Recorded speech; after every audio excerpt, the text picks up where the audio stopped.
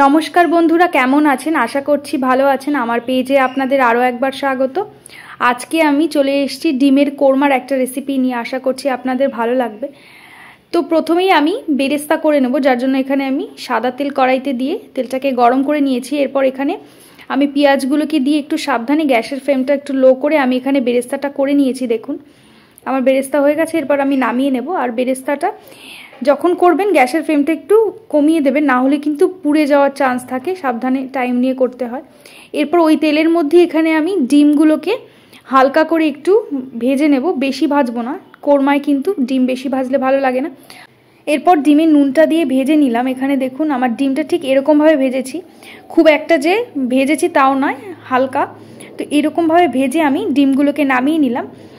পুরো রান্নাটা বাটারে করলেই ভালো, কিন্তু যেহেতু ডিম ভাজার তেল একটু ছিল, সাদা তেল, তো তার মধ্যে এখানে আমি এক টুকরো বাটার দিয়ে দিলাম। দিয়ে বাটারটা একটু মেল্ট হতে দেবো। ততক্ষণে আমি এখানে একটা তেজপাতা, দারচিনি, লবঙ্গ, এলাচ, আর এলাচটা অবশ্যই আমি একটু ছিঁড়ে দিয়েছি, না হলে কিন্তু ফাটার চান্স থাকবে। দারচিনি, এলাচ, লবঙ্গর সাথে এখানে কিন্তু আমি সামরিচটাও দিয়ে দিয়েছি।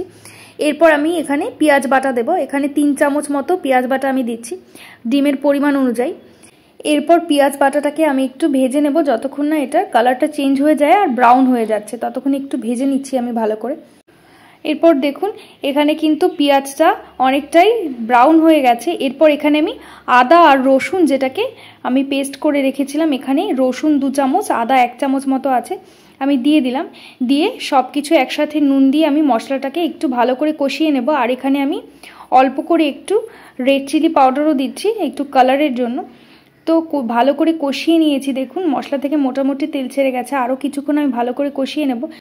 আর ডিমের কোরমাতে মশলাটা কিন্তু ভালো করে কষাতে হবে, না হলে কিন্তু খেতে টেস্ট হবে না। আর যত ভালো করে কষাবেন একটু টাইম নিয়ে, খেতে আরও বেশি টেস্টি হবে। তো এখানে দেখুন আমি একটু টাইম নিয়ে ভালো করে একটু মশলাটাকে কষিয়ে নিচ্ছি। আর এখানে দেখুন মশলা থেকে তেল ছেড়ে গেছে। এরপর এখানে আমি সামান্য একটু জল দিয়ে দিচ্ছি, যাতে মশলাটা লেগে না যায়। আর বাটারের রান্নায় কি হয়, মশলাটা লেগে যাওয়ার চান্স বেশি থাকে। তো এরপর আমি মশলা তো কষিয়ে নিয়েছি, এখানে ডিমটা দিয়ে দিচ্ছি।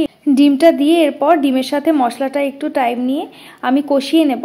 আর এই কষানোর টাইমে কিন্তু গ্যাসের ফ্লেমটা একটু লো টু হাই রাখতে হবে, তাহলে কি হবে, মশলাটা লেগে যাবে না।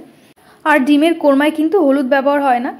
তো এখানে আমার ভালোভাবে ডিমের সাথে মশলাটা কষিয়ে নিয়েছি। এরপর এখানে আমি দুধ দিয়ে দেব।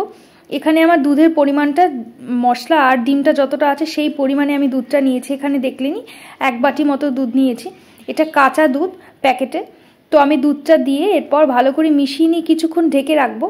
আর আমি ডিমগুলো কিন্তু কাঁটা চামচ দিয়ে বা ছুরি দিয়ে যাই হোক একটুখানি সাইড দিয়ে কেটে নিয়েছি প্রত্যেকটা ডিমে, যাতে প্রত্যেকটা ডিমের ভেতরে মশলাটা ভালোভাবে ঢুকে যায়। তো এখানে 2 মিনিট মতো একটু আমি গ্যাসের ফ্লেমটা কমিয়ে দিয়ে ঢেকে রেখেছিলাম।